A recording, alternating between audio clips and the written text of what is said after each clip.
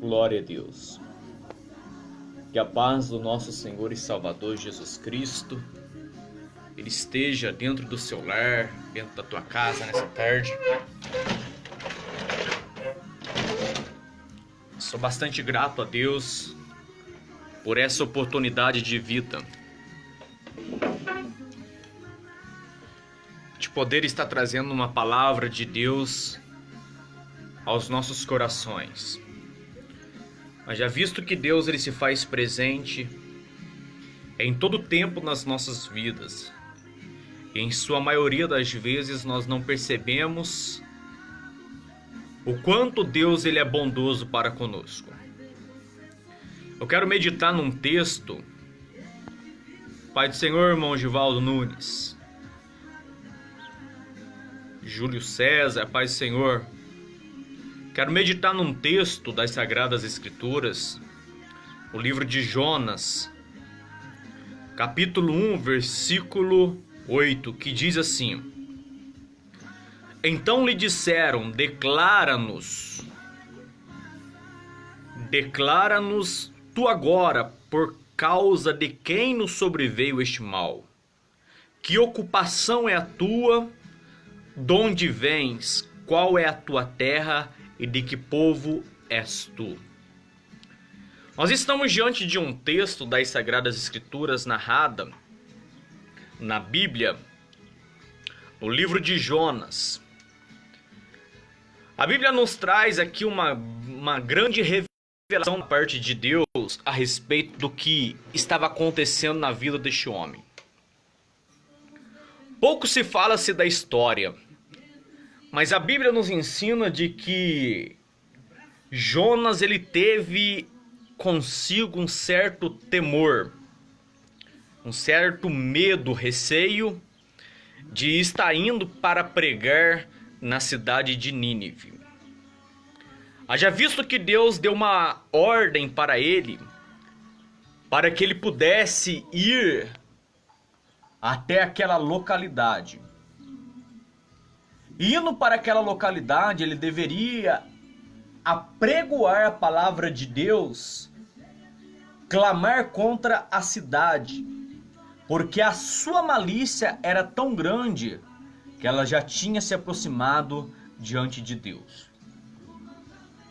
Se existe uma coisa com que faz com que o nosso Deus ele vem com seu juízo sobre tais nações, reinos, pessoas, é quando a taça de Deus ela transborda. Quando a taça de Deus ela transborda, então Deus ele envia os seus juízos. O que estava acontecendo com Nínive era esta a realidade. A cidade de Nínive, por sua vez, diz a história, que era uma cidade que vivia, além da idolatria, era uma cidade que vivia de perseguir cristãos. Pessoas que iam para lá para pregar a palavra de Deus, havia uma grande probabilidade dela só entrar e ela não voltar mais. Por quê? Porque ela era conhecida como uma cidade que matava os seus profetas. Cidade que mata profeta, chega uma época da história em que a situação é tão terrível devido tal ato de que quando não se há profeta, as coisas começam a irem de modo inadequado com a realidade com que nós pensamos ou queremos com que Deus haja em favor das nossas vidas.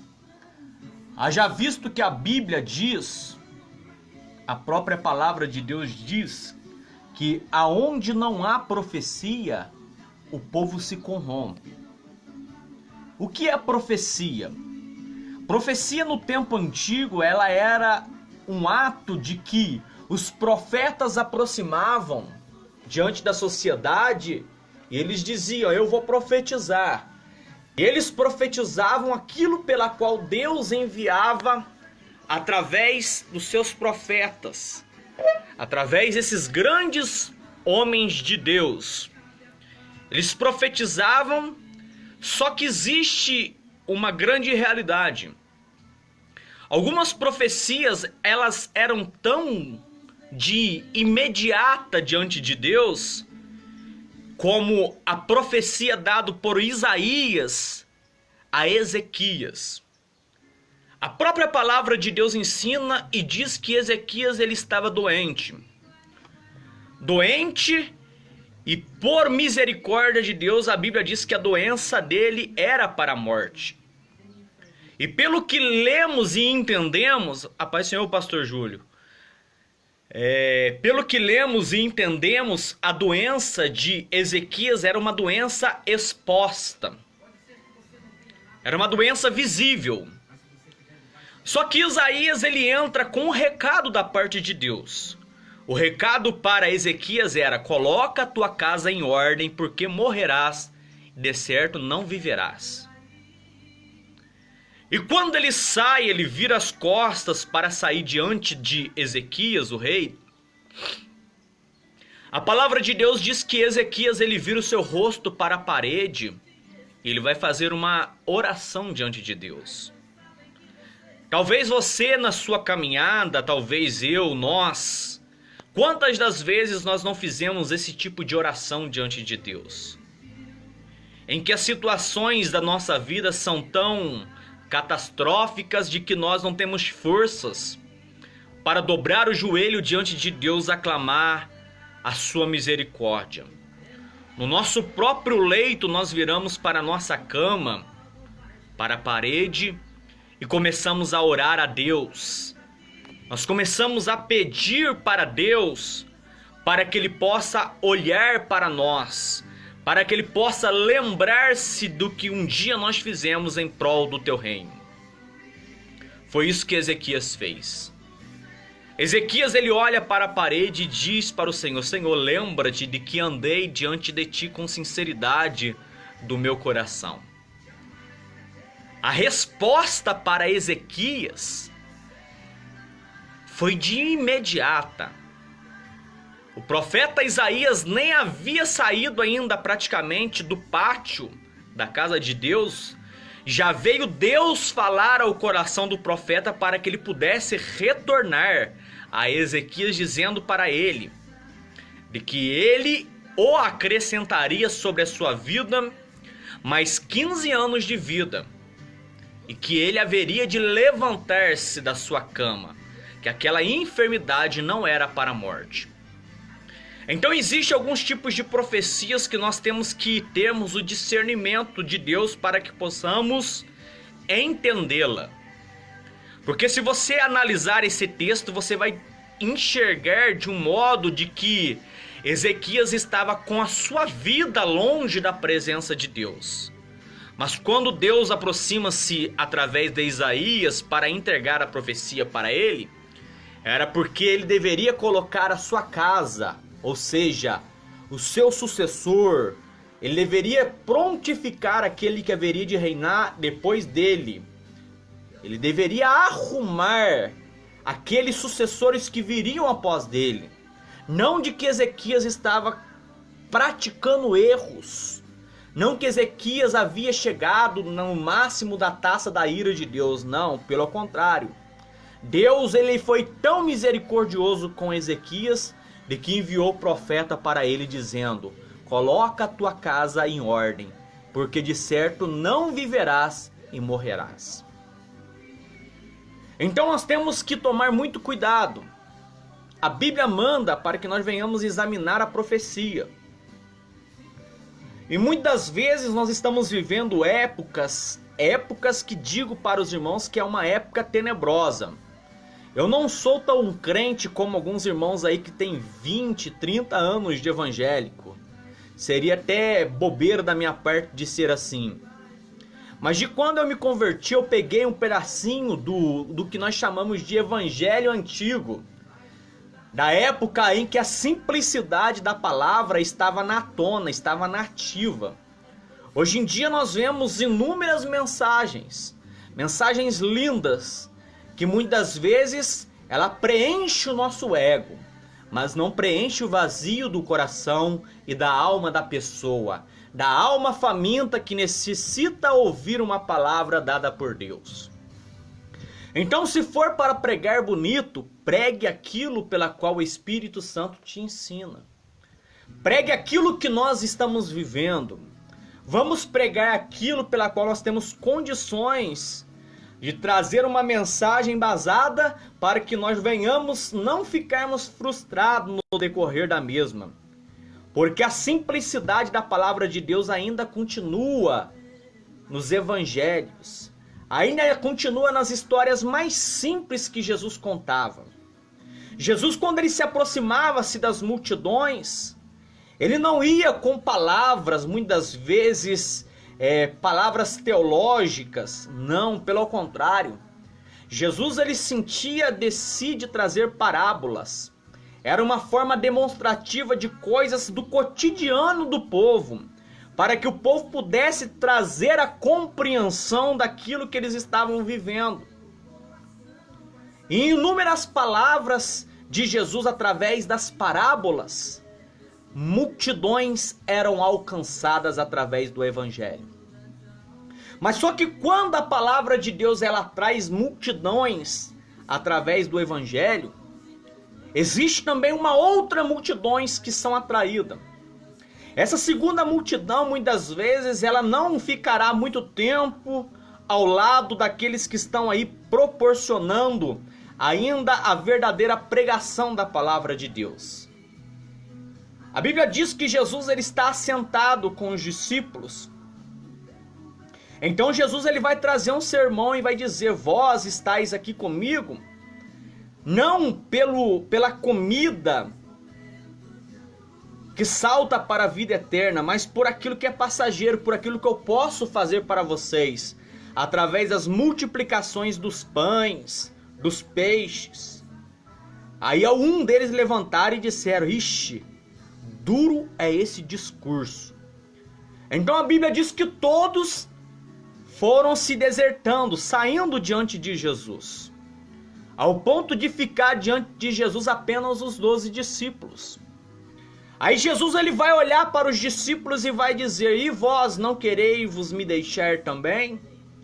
Aí Pedro, cheio do Espírito Santo, ele vai dizer: Senhor, para onde iremos nós, se somente o Senhor tem palavras de vida eterna? Então, amados em Cristo Jesus, existe uma grande multidão que estará ao lado da igreja quando a multiplicação está sendo realizada. Quando a multiplicação ela se findar, elas irão com seu grupo, terão uma grande deserção. Eles vão abandonar o aprisco e vão sair da casa de Deus. Mas sempre existirá aqueles que nós chamamos de remanescente. Aqueles que são fiéis a Deus em todo o tempo, que não abandonam a Cristo por nada. Esses sim são aqueles que são chamados de filhos de Deus. Então a Bíblia diz que Jonas, ele recebe a ordem de Deus para que ele pudesse descer e pregar a palavra de Deus. A Bíblia diz que Jonas ele se levantou para fugir da presença do Senhor para Tarsis. E ele, descendo a Jope, achou um navio que ia para Tarsis. Ele vai pagar a sua passagem e desceu para dentro dele para ir com eles para Tarsis, para longe da presença do Senhor. Aí eu vou te fazer uma pergunta. O salmista 139, no Salmo 139, ele vai dizer: Senhor, para onde me irei do teu espírito, ou para onde me fugirei da tua presença? Se eu fizer a minha cama no céu, lá tu estás. Se fizer a minha cama no céu, também ali tu estarás. Não existe como fugir da presença de Deus. Aquilo pela qual fora designado da parte de Deus para com as nossas vidas, terá que ser feito por mim. Por quê? Porque não existe como outros fazerem aquilo que for colocado para que você possa estar realizando. Bianca, Deus te abençoe. Irmã Renata, Deus abençoe vocês também em nome de Jesus. Não tem como fugir da presença de Deus. Todos aqueles que um dia tentaram fugir da presença de Deus pagaram um alto preço. Lembra de que um dia, quando o povo quis colocar Saul como rei de Israel, no dia da sua consagração estava Samuel pronto para derramar sobre ele, para anunciar ao povo quem era o verdadeiro rei de Israel. E deu o horário, ele não aparecia. Aí Samuel ele vai diante de Deus perguntar para Deus se verdadeiramente era aquele que deveria ser ungido como rei sobre Israel. Aí Deus vai dizer para ele, olha, procura entre as bagagens porque ele está escondido. Dulce, Deus te abençoe, Dulcineia. Um abraço, manda um abraço para Dona Maria. Que Deus dê saúde para ela e vitória para vocês em nome de Jesus. Então não tem como fugir da presença de Deus. A Bíblia diz então que Deus revelou para Samuel onde eles estavam. E eles foram lá na bagagem e acharam ele escondido. Mas mesmo assim ele foi constituído sobre rei sobre Israel. Ele começou durante alguns anos muito bem. Ele fez aquilo que agradara ao coração de Deus. Mas existe uma coisa que é um fator determinante para com as nossas vidas, que é o fator tempo. Isso aqui determina a vida de muitas pessoas. Quando a Bíblia diz vigiar, orar e olhar, não é a vida do próximo, e sim a nossa. Porque através da vigilância, através da oração, através da sua consagração, você se santifica, se torna-se mais parecido com Cristo. Você já não vive mais naquilo que nós chamamos de comunidade. Você não vive mais com a sociedade no modo geral. Porque a sociedade no modo geral, eles vivem uma vida de práticas ilícitas diante de Deus. Ao ser humano, a Bíblia diz que é dado ao homem a oportunidade de se reconciliar-se diante de Deus através da morte de Jesus. Só que o homem, ele prefere os prazeres do mundo do que fazer uma conversão, dar um reviravolta na sua vida e deixar as práticas mundanas de lado e passar a ter uma vida santa diante de Jesus. A Bíblia diz que pela oração e pela palavra as pessoas se tornam santificadas. Com um grande crescimento dos discípulos na época em que a palavra de Deus estava crescendo em Jerusalém, depois do grande derramar do Espírito Santo, os discípulos viram que estava ficando meio difícil de servir as mesas, ou seja, de cuidar dos órfãos, das viúvas e de pregar a palavra de Deus ao mesmo tempo. Então eles tiveram uma ideia: vamos constituir 7 homens que sejam de boa reputação, cheios do Espírito Santo e de sabedoria, para que eles possam servir a mesa. Porém nós os discípulos, nós continuaremos no ministério da oração e da palavra. A paz do Senhor, irmã. Deus abençoe você, irmã Alessandra. Então, através do ministério da oração e da palavra, não existe nada que possa parar um crente diante de Deus. Aqueles que supostamente estão vivendo uma vida longe de Deus, eles estão vivendo por aquilo que eles estão vendo as pessoas realizarem através das suas vidas. Surte na sua memória a pessoa querer ser igual aos mesmos. Só que nós não fomos feitos em série. Nós somos seres únicos. A porção de Deus para a minha vida talvez nunca será igual à porção que Deus te deu. A Bíblia diz que existia 7 homens, filhos de um sacerdote por nome de Cefas. E quando ele viu que, através dos discípulos, estavam se acontecendo maravilhas extraordinárias de cura e libertação, eles pegaram um homem na rua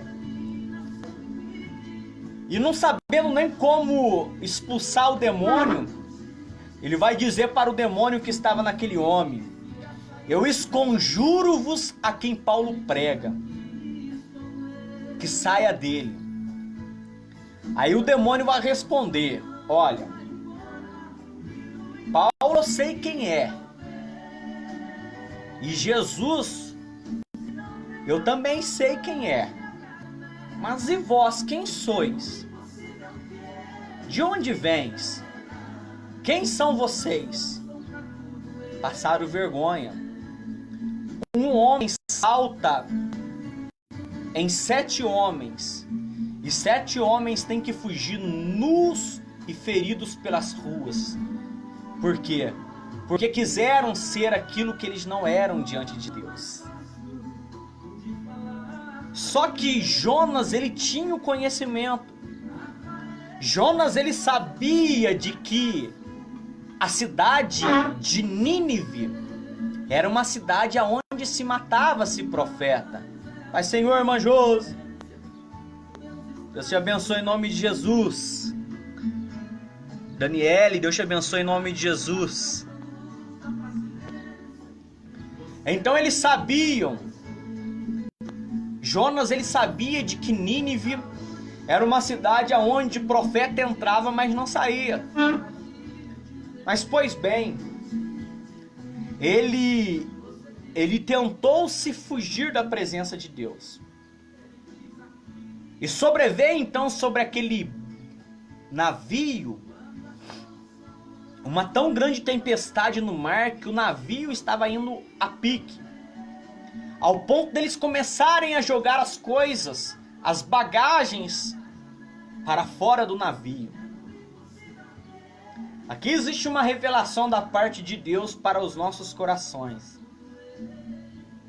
Assim como no Éden, quando o homem peca, ele tenta esconder-se diante de Deus. E Deus sempre vinha falar com o homem Adão. Deus chega: Adão, Adão, aonde tu estás? Daí ele fala: eu ouvi a tua voz no jardim, temi e me escondi. Isso aqui é uma característica do primeiro Adão caído. A primeira característica de um homem que, quando ele transgride os mandamentos, a palavra de Deus, é tentar se esconder-se de Deus. Nós herdamos isso. Nós herdamos isso do primeiro Adão. São características do homem Adão caído. É esconder-se diante de Deus. E todos aqueles que pensaram um dia tentar se esconder-se diante de Deus, pagaram alto preço. Então, irmãos, a Bíblia diz que Deus, ele chegou e já sabia tudo o que havia acontecido. Foi um empurra-purra para um outro, até que Deus lança as maldições. Não quero entrar nesse detalhe. Então Jonas, ele tentou se esconder lá no porão do navio. Aí a primeira coisa que eles fizeram, o quê? Jogar as bagagens. Foram jogando as bagagens. Foram jogando as bagagens. E de repente, quando o piloto entra, ele encontra um homem lá embaixo, deitado, dormindo. Por isso que no ato de Santa Ceia, lá a Bíblia fala: por isso examine esse homem a si mesmo, e depois coma deste pão e beba deste cálice. Porque o que come e bebe indignamente, não discernindo o corpo, ele come e bebe para a sua própria condenação. Por isso há entre vós muitos fracos, doentes e muitos que dormem. Tá no culto, mas tá puxando uma paiosa. Não tá ligado. Não consegue colocar a sua mente naquilo.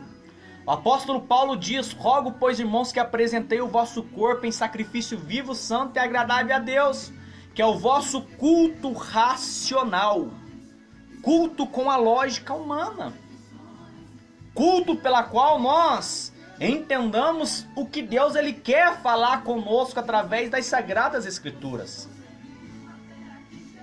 E lá estava agora cochilando, tirando uma paiosa dentro do barco. E o barco quase afundando e ele não entendia o mistério. Sabe qual que é a diferença do crente vigilante e do crente que não é vigilante? Deixa eu te dar aqui uma orientação através das Sagradas Escrituras. Jesus aí coloca os seus discípulos no barco e sobrevém uma grande tempestade. Os discípulos, eles eram já mestres, alguns deles, em pilotar embarcações. Só que naquele dia a tempestade foi por uma causa muito nobre. É que do outro lado, na província de Gadara, existia um homem que precisava de uma grande libertação. Sabe por que as tempestades se levantam contra as nossas vidas? É que sempre do outro lado do destino próximo, sempre existirá alguém que precisa da nossa ajuda. Aí então a Bíblia diz que aos crentes vigilantes é assim. De repente sobreveio uma tão grande tempestade que o barco dos discípulos ia a pique. Só que eles lembraram de que Jesus estava na popa do barco. Aí eles viram que com a força humana, com a sua sabedoria, com a sua inteligência, com tudo aquilo que eles aprenderam a respeito de embarcações não dava certo, eles vão clamar a Jesus. E quando eles clamam a Jesus, Jesus ele levanta, ele vai falar: vento, mar, aquieta-te. E tudo se fez bonança. Simplesmente por quê? Porque no próximo destino existia alguém que necessitava de uma grande libertação. Por isso que as tempestades, para o crente vigilante é assim. Quando a tempestade vem, nós sabemos que temos Jesus, nós clamamos a Ele, Ele levanta automaticamente. Mas para o crente dorminhoco, ele é acordado por alguém. E quando ele é acordado, ele fica assustado. Então a Bíblia diz que eles lançaram sorte. Eles lançaram sorte. E perguntaram para ele: declara-no, por causa de quem nos sobreveio este mal. Aí ele vai perguntar para Jonas: qual é a tua ocupação? De onde que você é? Qual é a tua terra e que povo és tu? Aí ele vai responder. Eu acredito que todas as vezes que ele falava, o capitão que dirigia o barco, ele falava Por quê? Porque ele vai responder: eu sou hebreu. O capitão colocava a mão na cabeça: hebreu. Tá certo. Aí vai falar: eu temo o Senhor Deus dos céus, que fez o mar e a terra seca. Então os homens se encheram de grande temor e disseram-lhe: por que fizeste tu isso? Pois sabiam os homens que fugiam da presença do Senhor, porque ele tinha lhe declarado. Os homens do navio sabiam de que Jonas estava tentando fugir da presença do Senhor. E para profeta fujão, Deus sempre prepara o peixe grande. Sempre existirá alguém para lhe acolher você, para que possa ser lançado aonde Deus quer que você viva e pregue a palavra de Deus. Existe alguém, em sua maioria das vezes, que está em lugares, não que você foi desobediente, foi porque você quis tirar uma férias diante de Deus. Você acha que tentar se esconder de Deus indo para um caminho ao contrário do que Deus quer para a sua vida é estar no centro da vontade de Deus? Não é. Para você eu quero te dizer, Deus tem sempre um peixe grandão para te declarar para você que o lugar onde você está não é o lugar aonde Deus quer que você esteja. E estar no centro da vontade de Deus É o melhor lugar aonde um crente pode estar. Aí a Bíblia diz então que eles chegaram ao consenso. Já sabemos por quê, por quem veio, a situação que nós estamos vivendo. Tá fácil? Facinho, vamos resolver. Aí Jonas fala para eles, me lance no mar. Quando lançaram Jonas no mar, a tempestade de todos aqueles que estavam ao seu redor acabou-se. Existem pessoas que estão pagando preço em sua maioria das vezes. Não é porque as pessoas são desobedientes a Deus. É porque ela tentou muitas vezes ajudar, tentou colocar a mão naquilo que não era para colocar e paga um alto preço diante de Deus. Porque crente voltado para a área de servir a Deus, ele dorme hoje aqui, ele tem uma visão de Deus à noite e logo após ele sai correndo. Um dia diz a palavra de Deus que o apóstolo Paulo, ele tem uma visão de um homem acenando para ele. E ele acenando lhe dizia, passa para nós na Macedônia. Ele estava em casa de Carpo. E a Bíblia diz então que quando ele tem aquela visão, ele entende de que Deus queria que ele fosse para lá, para Macedônia. E ele vai. Paulo tinha um discernimento espiritual muito grande. E por várias vezes, Paulo ele não só tinha revelação para onde ele deveria ir, como também ele tinha revelação do Espírito Santo quando não era para ir. Se você ler o texto do Atos dos Apóstolos, você vai encontrar, não uma e nem duas vezes, de que o apóstolo Paulo foi impedido pelo Espírito Santo de ir para algum determinado local. Então eu entendo que crente, quando ele é espiritual, quando ele tem uma chamada diante de Deus, ele sempre irá passar por esses tipos de provações. Mas lembre-se de uma coisa, a melhor coisa não é Jesus estar no barquinho. A melhor coisa é você ter na mente de que Jesus ele pode levantar-se aonde quer que ele esteja para te ajudar. Então, quando eles lançaram Jonas no mar, Deus ordena um grande peixe. A Bíblia diz que o peixe ele vai tragar a Jonas. E quando o peixe traga Jonas, ele vai vomitar Jonas aonde ele deveria estar. Talvez Deus não vai usar de nada desses tipos de coisas para te chamar a atenção. Mas existe um lugar que Deus quer que você esteja. E Deus já falou ao teu coração já nem por uma, nem por duas, nem por 3 vezes.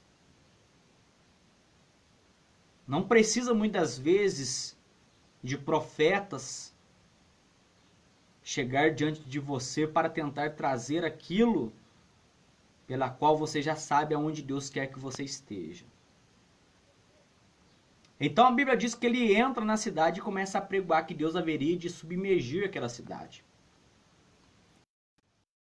Ele entra dentro daquela cidade e começa a pregar.